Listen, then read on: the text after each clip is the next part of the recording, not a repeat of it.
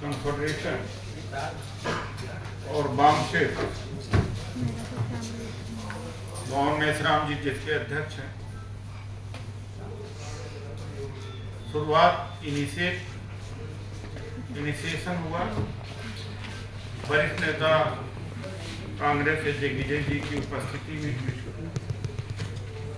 दिग्विजय जी आज मध्य प्रदेश में हैं, तो मोहन मेसराम जी की अनुपस्थिति में उनके प्रतिनिधि आए हैं, प्रवेंद्र प्रताप सिंह जी, और इंडिया गठबंधन का है,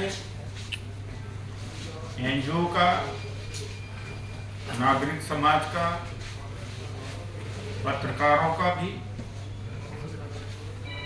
मैं आउटसेट में यह कहना चाहूँगा कि मैं राजनीतिक हूँ प्रोफेशनली, आप पत्रकार,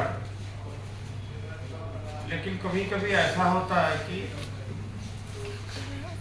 nature you are journalist Narayan politician, I must perform conscious keeper, conscious citizen.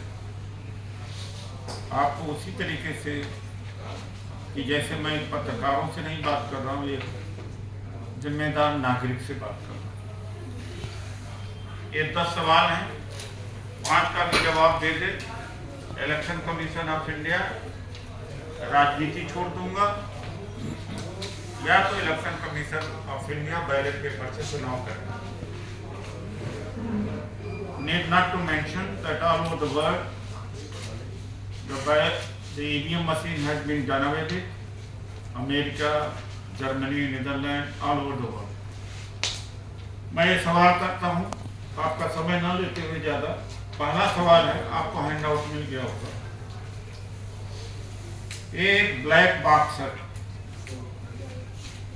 जिसमें ट्रांसपेरेंसी नहीं है, हम देख नहीं सकते हैं, और जब वोटर अपना वोट दे देता तो देख नहीं सकता कि किसको उसने वोट दिया। पहला नंबर है। दूसरा, इसकी जो डिजाइनिंग है, सॉफ्टवेयर हार्डवेयर। दूसरा सवाल, वो पब्लिक जान नहीं सकती, उसकी कोई इंक्वायरी नहीं हो सकती।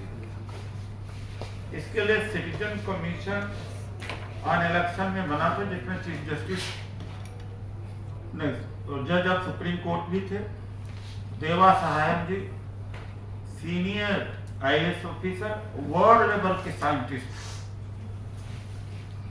प्रोफेसर सुभाषित बनर्जी जो अशोका यूनिवर्सिटी में है, दुनिया के और देश के भी कंप्यूटर साइंटिस्ट और वैज्ञानिक भी कमेटी में थे।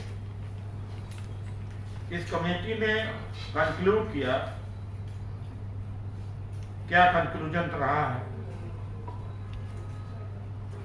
कि उसका पूरे दुनिया के ग्लोबल की हैकिंग पॉसिबल है, टेम्परिंग पॉसिबल है, स्पूरियस वोट इंजेक्शन, बाहर से वोट इधर उधर किया जा सकता। ये उनकी एक्सपर्ट की कमेटी है, इलेक्शन कमीशन जवाब दे दे। अब ये नहीं कि कोई कितने IAS उसमें हैं, कितने साइंटिस्ट हैं, कितने टेक्नोक्रेट हैं, और आप गूगल कर सकते हैं कि सिटीजन्स कमीशन ऑन इलेक्शन, और सुप्रीम कोर्ट के जज ने इसका लीड किया था। इससे 2-3 चीजें उन्होंने सवाल किया था। दूसरा है, BBPT verify slip before the vote, vote cast करने के पहले वो स्लिप को वेरीफाई नहीं कर सकता वोटर जो। दूसरा, एंड टू एंड, यानी बैलेट यूनिट से लेकर के कंट्रोलिंग यूनिट तक कोई वेरिफिकेशन सिस्टम नहीं है। तो ये दूसरा सवाल है, जो जिसकी रिपोर्ट है सिटीजन्स कमीशन ऑन इलेक्शन। तीसरा सवाल मैं पूछता हूं, ये कुल मिला के एक बायोस्कोप बन गया, और जो वोटर वेरिफाइबल पेपर ट्रेल है, ऑडिट ट्रेल है, वो 7 मिनट्स के लिए दिखता है, 7 सेकेंड के लिए वो दिखता है। अभी जो एक ब्लैक कांच लगा दी है उसका अभी डिमॉन्स्ट्रेशन हम कराएंगे। 2 मिनट का डिमॉन्स्ट्रेशन है, वो बहुत इम्पोर्टेंट है। वो बता देंगे कि किस तरह से वोटर वोट कास्ट करता है, देख लेता है कि है पंजे पर है कि लोटस पर है।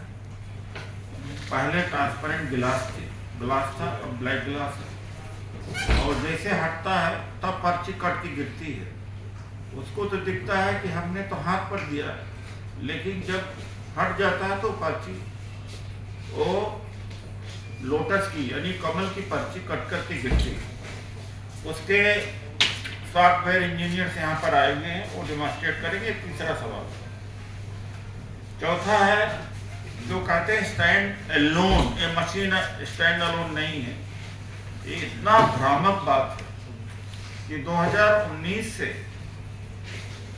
पहले दो ही आइटम था, एक बैलेट यूनिट थी और कंट्रोल यूनिट थी। बीच में वीवीपैट 2013 का जजमेंट था, 2019 में लागू हुआ। उसमें 2 चीज बाहर से अटैच होती है।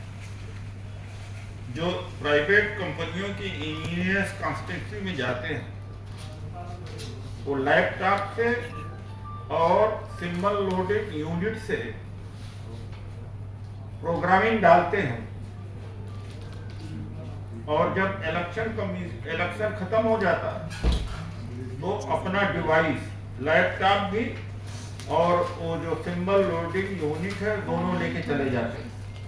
कैसे कह सकते हैं कि मशीन स्टैंड अलोन करती है? ये सवाल इलेक्शन कमीशन ऑफ इंडिया से हम पूछते हैं।